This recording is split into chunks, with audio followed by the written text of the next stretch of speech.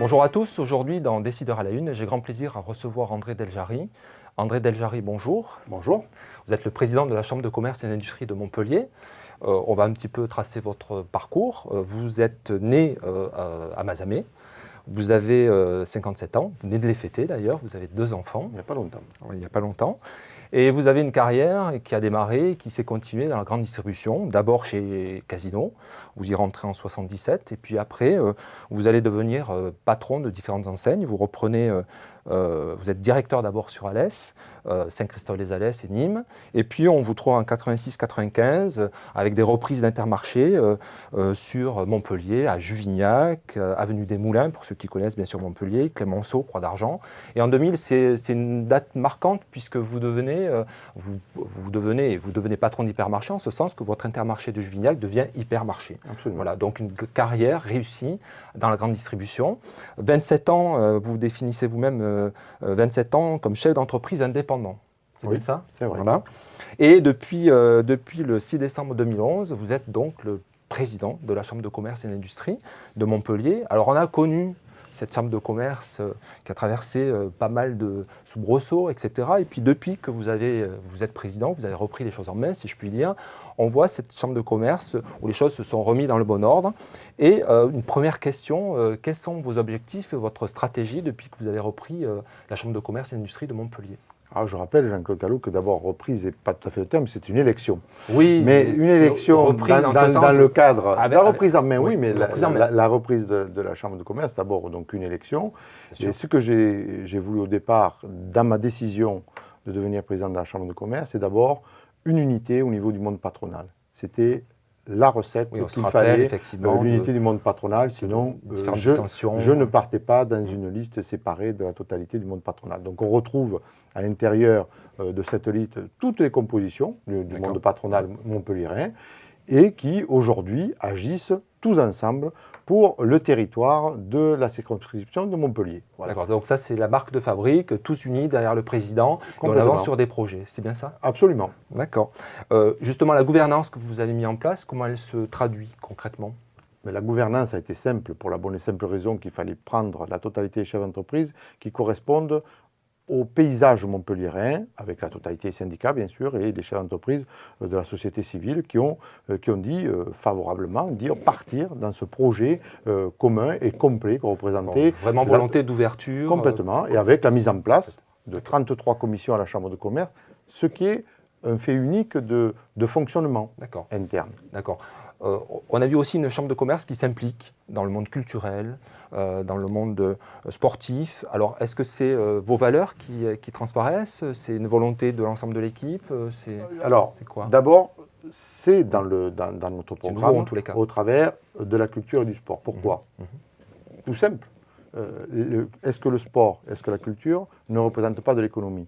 Bien sûr. Si, et absolument si. Donc, à l'intérieur d'une chambre de commerce, évidemment, on est dans le critère chambre de commerce et d'industrie, il n'y a pas de souci là-dessus, mais de l'autre côté, la culture et le sport représentent un vecteur économique qu'il était important de souligner, qu'il était important de mettre en avant, d'où ces partenariats que nous avons signés avec le foot, avec le hand, avec le rugby, que nous avons signé aussi avec l'opéra, que nous avons signé avec le musée Fabre, etc. etc. Autant de partenariats. La chambre de commerce elle a beaucoup de moyens. Ce n'est pas une question de moyens parce qu'on n'a pas mis énormément de moyens. Puisque d'abord, je rappelle que je n'ai pas voulu percevoir l'indemnité de président et que c'est la totalité de cette somme qui est allouée à cette opération-là. Donc je ne voulais pas non plus polluer le paysage. Est-ce qu'on peut avoir le chiffre ou on le donne pas? Si, c'est 40 000 euros. 40 000 euros qui sont dédiés à ce genre d'opération. D'accord, très bien. Alors vous avez beaucoup de projets, vous fourmillez d'idées. L'Observatoire de l'économie, par exemple, vous pouvez nous en parler, nous en dire un mot? Alors l'Observatoire de l'économie était là aussi un projet de campagne. Oui. Il a été défini de quelle façon? Il fallait, premièrement, que la totalité des élus soient d'accord pour partir dans l'Observatoire économique.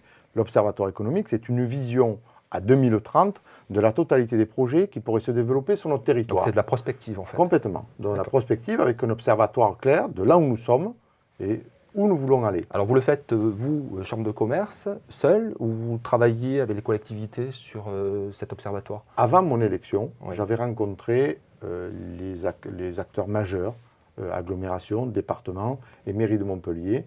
Et certains déjà président de communauté de communes et le président de l'agglomération des Temps de l'Or, où j'aurais dit, voilà, on va monter un observatoire, est-ce que vous êtes d'accord pour participer avec nous à cette vaste opération?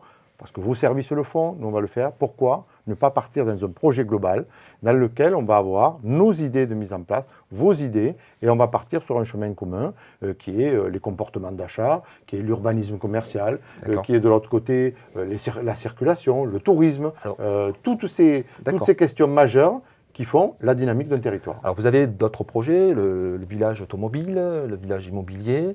D'un mot, de parler de ces projets, puis après on parlera de Subdeco. Oui, ensuite. Alors dans les deux projets majeurs de la mandature, on retrouve le village automobile. Là aussi, c'était un projet de campagne.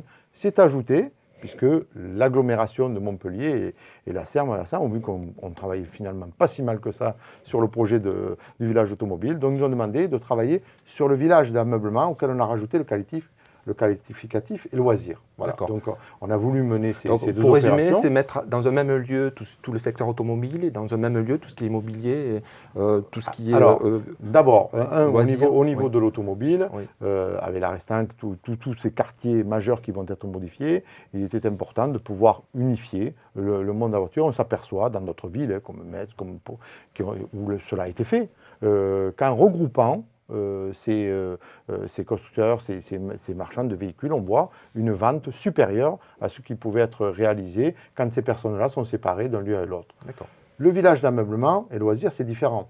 Là, c'est une demande de la SERM via l'agglomération de Montpellier qui nous dit qu'ils ont des quartiers majeurs qui vont détruire avec le Fenouillet, avec d'autres quartiers qui se retrouvent dans le sud de Montpellier. Et là, il fallait un recoupement et trouver une unité. Et donc, qui peut mieux que le président de la Chambre de commerce parler avec ces acteurs majeurs pour leur dire il est temps de se mélanger et de les faire différemment.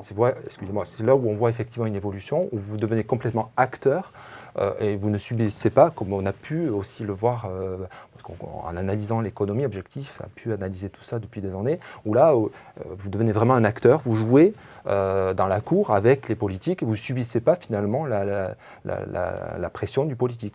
Vous êtes à égalité dans la discussion. Moi, je dis, eux, évidemment, ils ont les moyens financiers. Nous avons les moyens, nous sommes chefs d'entreprise, nous avons les moyens de la réflexion.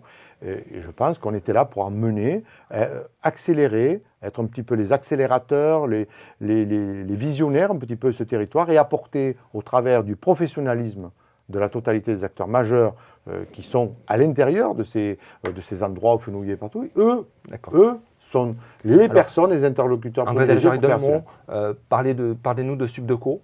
D'un mot, parce que nous arrivons au terme de cette émission, d'un mot ou de plusieurs mots. Subdeco, 40 ans sur Alco, il était temps d'y mettre un terme. Aujourd'hui, les locaux sont vétustes, que ce soit pour le CFA qui va devenir Sud Formation. Il fallait retrouver un endroit. Aujourd'hui, avec Oz, c'est fait. On a trouvé l'endroit pour mettre Subdeco. Là où ira d'ailleurs la future Chambre de commerce. Alors aussi, je rappelle que le siège de la Chambre de commerce aujourd'hui est sur Mauguio. Nous allons revenir sur Montpellier. Je pense que c'est aussi, ça a du sens. Donc regrouper le siège de la Chambre de commerce avec Sud de France, la formation, CCI de France, et de l'autre côté, bien sûr, Subdeco, qui est un acteur majeur de l'économie régionale. D'accord. André Deljarry, merci et à bientôt. Avec plaisir.